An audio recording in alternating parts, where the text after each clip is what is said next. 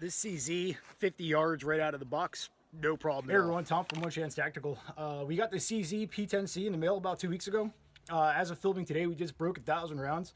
So what I want to do is just kind of go over the broad spectrum, the grand scheme of things, if you will, about this gun. Kind of start from the bottom, work our way up to the top, and kind of go over some of the pros and cons of the gun. I'm a big pros and cons guy. Nothing is really perfect. It's more or less, does it really fit the application of your lifestyle? So let's kind of go over some of the stuff with the CZ and kind of give you guys a kind of the 1,000 round impression, if you will. All right, so right off the bat, holster selection. This gun has fit all the light bearing Glock 19 holsters that I own. So it's fit the G code OSH. It's fit an Alpha concealment, and it's also fit a Safariland. All the light bearing holsters I have for TLR ones, all the non-light bearing holsters that I've had or I own, or the HSP Incog, does not fit that. A T-Rex arm sidecar, the Raven concealment Eidolon. So basically, light bearing, it's been good to go so far for me. Non-light bearing, it hasn't fit any of them. So that's pretty cool. I haven't had to go out and buy any new holsters or anything like that. So starting from, let's start in the frame and kind of work our way around the gun and go over some of the features. On the frame, it very much so kind of looks like the old Glock RTF texture. They put it in all the right places. So they got it on the front strap right here, the back strap, and the sides. What other feature they did, which is pretty cool, is they put some texture right here. Let me see if I get the light to hit that just right. They put some texture right here on the forward part of the frame where you would put your support hand thumb. And they did that on the other side too, in case you're a left-handed shooter. That's very much so appreciated. The trigger guard itself, they undercut it pretty well. So those of us who like to go on our Dremel jockey crusades like me, there's really nothing I would ever need to do to this frame. Out of the box, it fits my hand really nice. And then speaking of fitting your hands really nice, I have pretty big hands, which is pretty nice for when I'm home alone in mom's basement. But when it comes to shooting, I typically go with the bigger back strap just to kind of allow like a better finger placement on my trigger because I got really large dick beaters. This particular gun right here, I've actually been using this small back strap, which I thought was kind of counterintuitive. It comes with 3 back straps and they're all labeled S, M, and L, so for small, medium, and large. I've been using the small back strap and I tried the medium and large, but quite honestly, the small actually feels really good in my hand. It puts my finger in a perfect spot right on the trigger. It absolutely feels great. Absolutely nothing wrong with this frame, so I'm really liking that right off the bat. Magazine release. I appreciate the fact that it's ambidextrous. That's pretty cool. I've heard some people talking about the mags don't free fall very well. They were a little sticky for me when I first got this gun, but it broke in pretty quick. And right now they come out no problem. Slide locked open to the rear, or whether the slide was forward, they dropped pretty free and easy. But the mag release itself was kind of sticky. It kind of has an elongated mag release that kind of reminds me of the Rugers, but it's not like a rolling type to press. You just simply need to press in and your mag will drop right out. I appreciate the ambidextrous controls on the magazine release. They do fit your hand quite nice. It allows a really, really good purchase for the thumb when you do go to try to drop your magazine, so you don't have to break your grip or roll it inboard with your index finger to get that mag release. It's pretty easily reachable. Moving along, the slide stop levers. Now this is something that I thought was kind of neat for me personally. Again, as with the mag release and the slide stop levers, they're ambidextrous on both sides, so in case you're a left-handed shooter or a right-handed shooter. What I really like about the slide stop levers is, again, when I said I had big hands, a big problem that I have on Glocks is that when I shoot and get really high up on the gun, my support hand typically rides over the slide stop lever, so I override the controls quite a bit. So when I fire that last round, the gun does not lock open to the rear, so I typically get a click, and then I got to go tap rack, and then I see it's locked open. The CZ, because of where they position these levers, my support hand has not overrode the levers, so this gun's been locking open for me every time. And I know for some of you guys, it's like, well, duh, who cares? To me, that's pretty cool because I typically don't have guns very often that lock open for me because I'm always overriding the controls with the heel of my hand. So this gun, it's been locking open for me, which is pretty cool.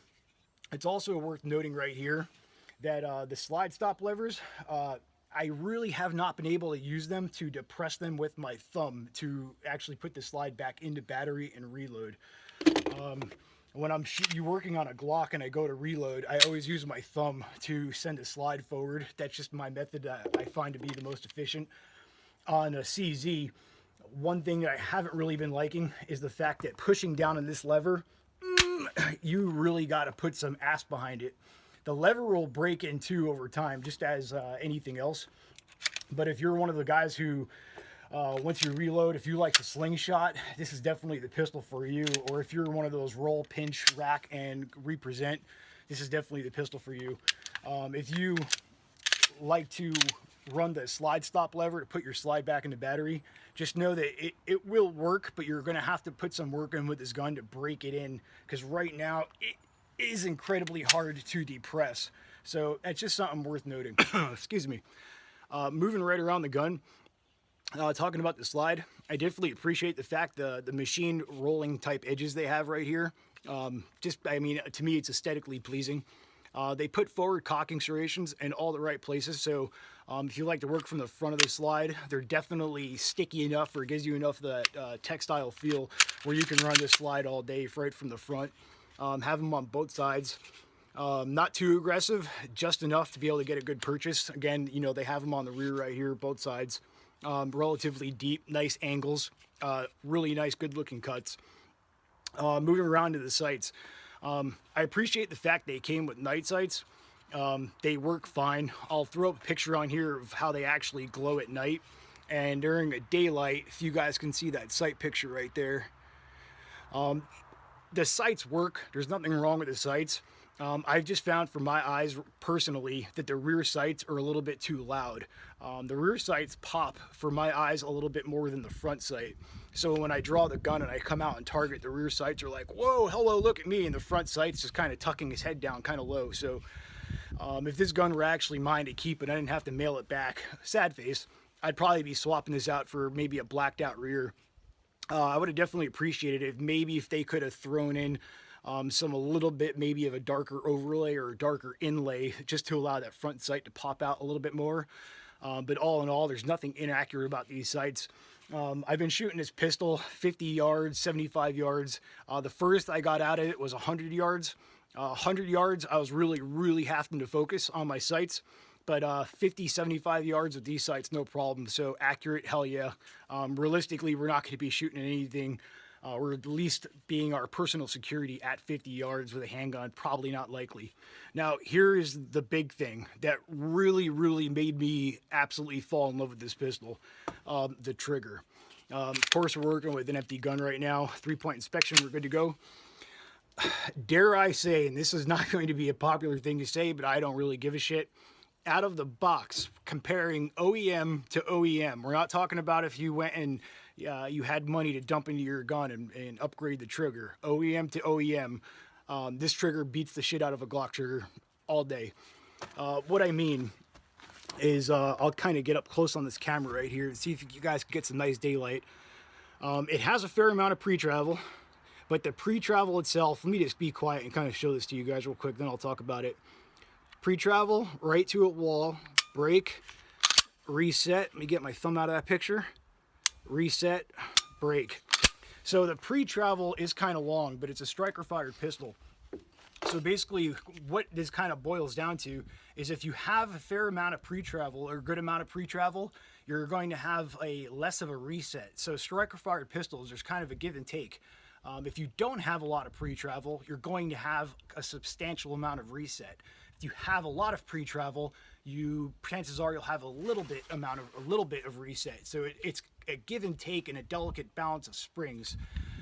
The pre-travel on this gun, to me, it feels like my finger is moving through air. I do not feel any nasty burrs or dings or deformities from having stamped parts. It's a very smooth pre-travel or take-up, if you will, right to the wall.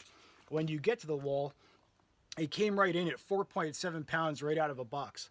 Now the wall itself, as soon as you get there, you're actually at the razor's edge. And right when you press, there isn't having to like if you think about a Glock, when you get to the wall, you start at the wall and then you start pressing and you're still going through the wall and you kind of feel it building up, and then finally your striker falls forward and you ignite the round.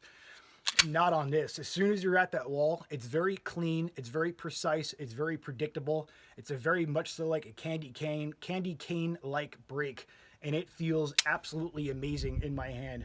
It's also worth noting that the trigger safety tab, as soon as it's depressed, it sits flush with the trigger, which feels really good on my, to me it feels really good when I shoot. So the trigger itself is absolutely freaking awesome.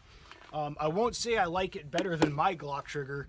My Glock trigger came from Johnny Custom Glock. So this trigger's obviously, all my Glock triggers have had a lot of work to them. And if you're willing to spend the money, yeah, you can get a good Glock trigger. But for something right out of the box, this trigger is just about unbeatable. This is one of the better triggers I've ever felt, and this is something that really, really makes me love this gun. It's very clean. Again, it's very precise, very predictable. You roll right to that wall, and it's a very nice, clean break. And again, as we all know, when you shoot, we are pressing the trigger with consideration to simply just not disturb that picture. The less we can disturb that picture, the more inherently accurate we're going to be. And the trigger on this thing, compared with the way the frame fits in my hand, makes for an extremely accurate shooting pistol. So definitely digging that right too.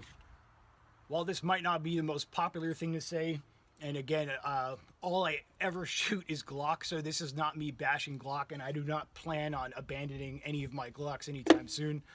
But if I had to go to a gun store and I had to get a gun and I had 0 cents to spare, and it was going to go right from the counter after my NICS check and all that other good stuff and get some oil and go right into a duty holster, I think I would pick up the CZ P-10C over a Glock 19 or 17.